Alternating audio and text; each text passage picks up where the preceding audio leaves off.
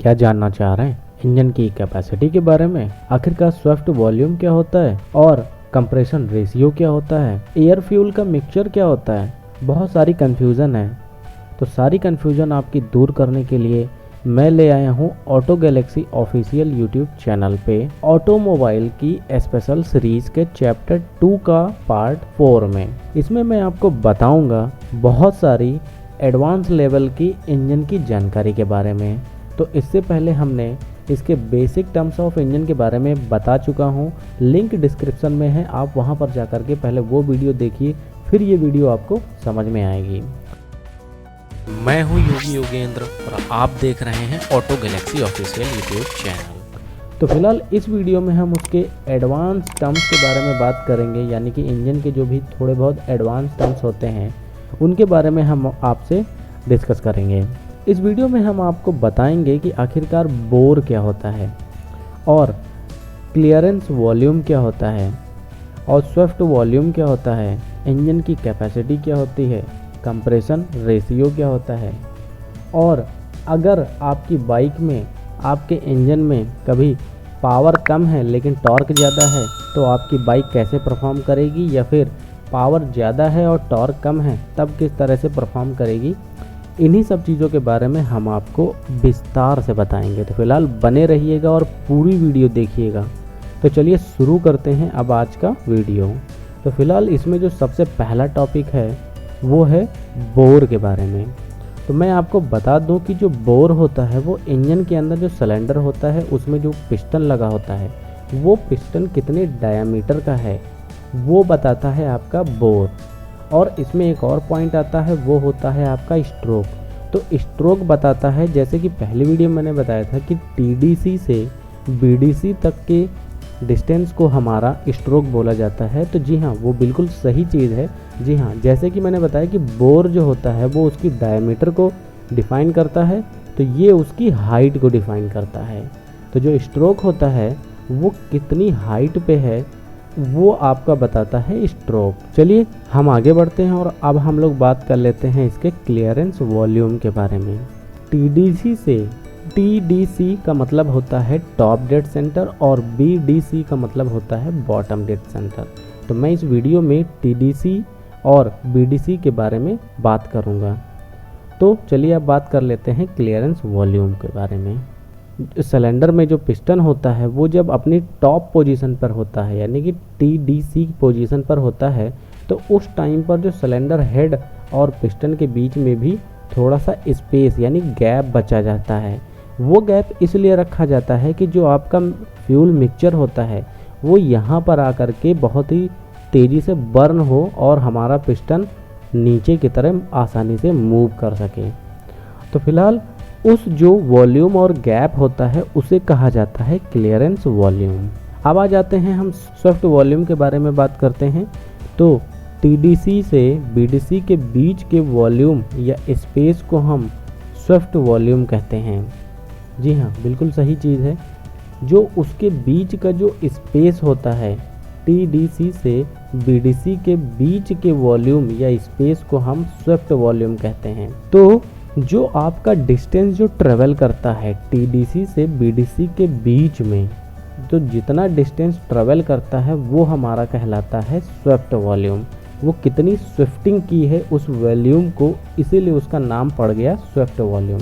यह इंजन की कैपेसिटी को भी बताता है, और अगर एक सिलेंडर से ज़्यादा सिलेंडर हो तो स्विफ्ट वॉल्यूम उतने टाइम्स मल्टीप्लाई हो जाता है।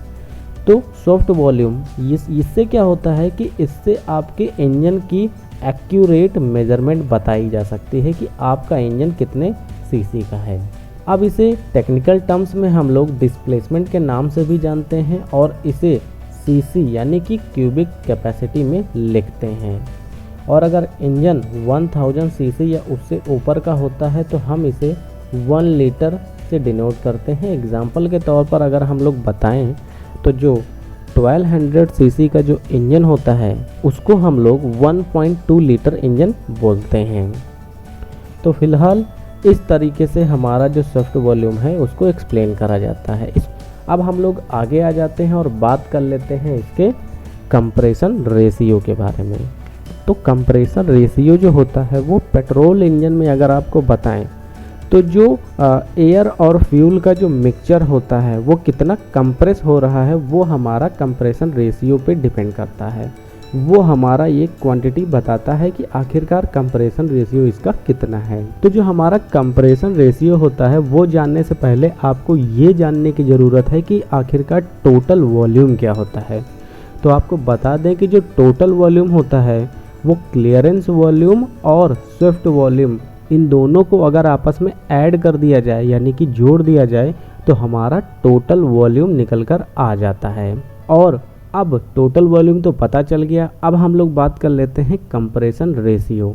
तो जो कंप्रेशन रेशियो होता है वो हमारा होता है कि टोटल वॉल्यूम और क्लियरेंस वॉल्यूम के रेशियो को हम लोग कहते हैं कंप्रेशन रेशियो। अब हम आपको बता देते हैं कि जो पेट्रोल का जो कंप्रेशन रेशियो होता है वो डीजल के मुकाबले कम होता है और डीजल का जो कंप्रेशन रेशियो होता है वो ज़्यादा होता है। यही रीज़न है कि जो पेट्रोल होता है, जितने पेट्रोल के जितने भी इंजन्स होते हैं उसमें हमें अलग से उसे बर्न करने के लिए एक नई डिवाइस लगाई जाती है जिसका नाम है स्पार्क प्लग। जी हाँ, जितने भी पेट्रोल इंजन होते हैं उनको बर्न करने के लिए, उनको चलाने के लिए हमें स्पार्क प्लग की ज़रूरत पड़ती है।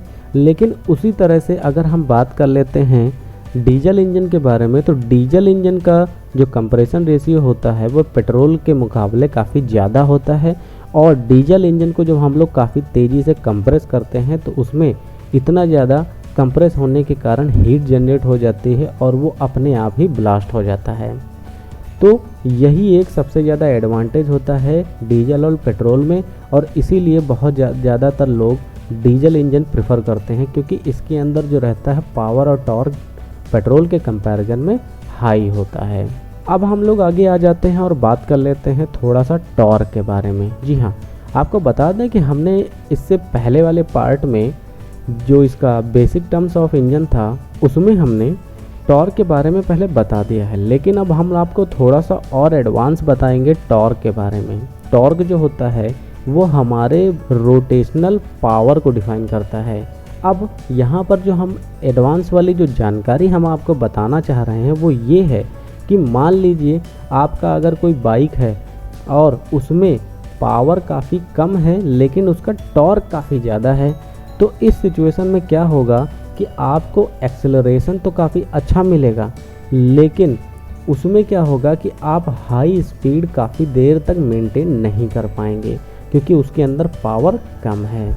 इसी जगह पे हम इसी का जस्ट अपोजिट बात करें कि पावर का अगर ज़्यादा कर दी जाए और टॉर्क कम कर दिया जाए तो इस सिचुएशन में आपकी बाइक कैसी परफॉर्म करेगी, तो हम आपको बता देते हैं कि इसमें क्या होगा कि आपका जो पिकअप रहेगा वो उतना अच्छा तो नहीं होगा। आपकी बाइक जो रहेगी वो धीरे धीरे स्पीड पकड़ेगी और स्पीड क्या होगा कि वो आपकी काफ़ी देर तक मेंटेन रहेगी क्योंकि उसके अंदर आपका पावर काफ़ी ज़्यादा है।